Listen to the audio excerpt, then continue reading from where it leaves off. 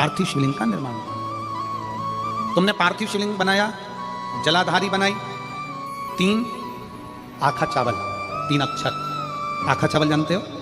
साबुदाना आखा चावल, 3 चावल के दाने, एक गणेश जी की जगह, एक अशोक सुंदरी की जगह, एक षडानंद कार्तिकेय जी की जगह, 3 चावल, 3 दुर्वा, एक गणेश जी की जगह,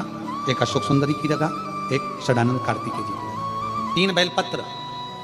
जहां पर माता पार्वती जी का आपने ये जलाधारी बनाई है, उसी जलाधारी पर यहां से पानी बहता है, इसके ठीक विपरीत में यहां 3 बेलपत्र, तीनों रख दीजिए। और